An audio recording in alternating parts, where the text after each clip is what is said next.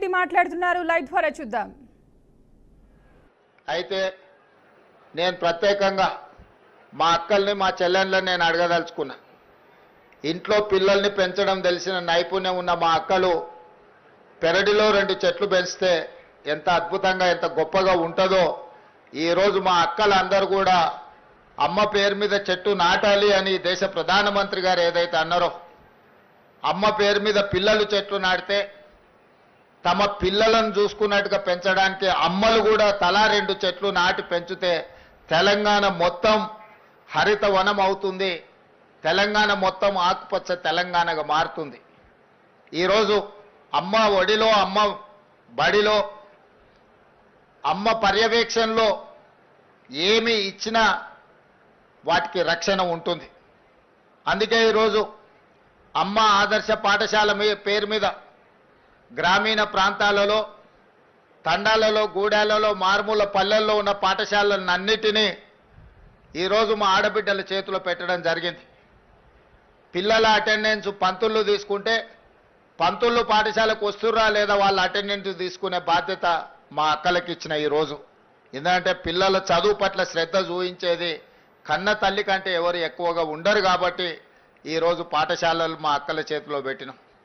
ఇదే కాదు, ఒకప్పుడు సోలార్ వ్యాపారం, సోలార్ పవర్ ప్లాంట్స్ పెట్టాలంటే అదానీలు రావాలి, అదానీల వ్యాపారం అనేది.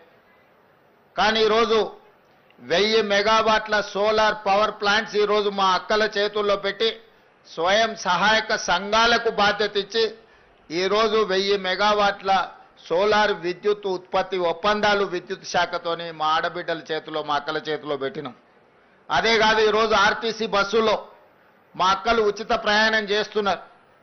గతంలో అమ్మగారి ఇంటికి వెళ్ళాలన్నా, అమ్మవారిని దర్శనం చేసుకోవాలన్నా మా అక్కలకైతే ఇంటి ఆయననో లేకపోతే కొడుకునో పైసలు అడగాల్సిన పరిస్థితి, కిరాయి పైసలు. ఇప్పుడు ఇంటి ఆయన పని మీద ఆఫీస్కి పోతే అక్క అమ్మగారింటికి పోయి అమ్మని చూసి మళ్ళీ ఇంటికి ఆయన వచ్చే లోపల వచ్చేటట్టు ఉచిత బస్సు ప్రయాణం ఇచ్చినాం.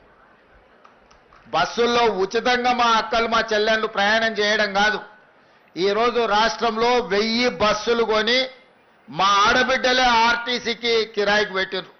ఇలా 1000 బస్సుల యజమానులు మా అక్కలు అయినరానంటే ఈరోజు వాళ్ళ చేతుల్లో వ్యాపారం ఉంటే బాగుంటుంది అని చెప్పి మా అక్కల కోసం ఈరోజు ప్రత్యేకమైన ప్రణాళికలు చేసినాం. ఈరోజు హైటెక్ సిటీ అంటే మన వాళ్ళందరూ విప్రోనో, ఇన్ఫోసిస్నో లేకపోతే మైక్రోసాఫ్టో ఇట్లాంటి మా పాత్రికేయ మిత్రులు పేపర్లలో రాస్తుంటారు. కానీ మా అక్కలకు హైటెక్ సిటీ పక్కన, హైటెక్ సిటీ ఎంతుందో అంత 3.5 ఎకరాలలో కొన్ని 100 కోట్ల రూపాయల స్థలాన్ని వాళ్ళకిచ్చి ఇందిరా మహిళా శక్తి పేరు మీద రాష్ట్రం నలుమూలలో వాళ్ళు ఉత్పత్తి చేసిన వస్తువులను ఈరోజు ప్రపంచ దిగ్గజ కంపెనీలతో పోటీపడి నిర్వహించే విధంగా ఈరోజు మరి మా ఆడబిడ్డలకు ఇచ్చినాం. మా పాత్రికేయ మిత్రులు ఎందుకో మరి విప్రో, మైక్రోసాఫ్ట్ గురించి రాస్తున్నారు కానీ మా ఆడబిడ్డల ఇందిరా మహిళా శక్తి అక్కడ ఉన్న వాళ్ళ వ్యాపార సముదాయం గురించి అస్సలు రాయడం లేదు.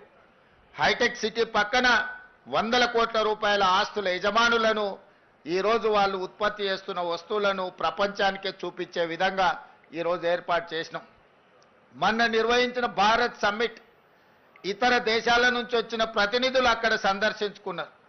మొన్న జరిగిన మిస్ వరల్డ్ కాంపిటీషన్లో పాల్గొన్న మిస్ వరల్డ్ కాంపిటీటర్స్ అందరూ కూడా అక్కడికి వెళ్ళి అసలు మన మహిళల యొక్క శక్తి, వాళ్ళలో ఉన్న నైపుణ్యాన్ని అక్కడ వాళ్ళు పర్యవేక్షించి అద్భుతంగా ఉంది, తెలంగాణలో మహిళలు ప్రపంచంతోనే పోటీ పడుతున్నారని చెప్పి ఈరోజు మిస్ వరల్డ్ కాంపిటీషన్లో పాల్గొన్న వాళ్ళు కూడా మా ఆడబిడ్డల్ని అభినందించారు.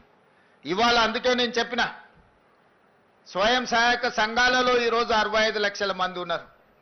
వీళ్ళను 1 కోటి మందికి పెంచాలి, 1 కోటి మందిని కోటీశ్వరులను చేయడమే లక్ష్యంగా పెట్టుకొని ఈరోజు చెయ్యి జాపడం కాదు, 10 మందికి చెయ్యిచ్చి సహాయం చేసే విధంగా మా ఆడబిడ్డల్ని ఆర్థికంగా బలోపేతం చెయ్యాలని, 1 కోటి మహిళల్ని ఈరోజు కోటీశ్వరులుగా చేయాలని మనం నిబంధన పెట్టుకున్నాం.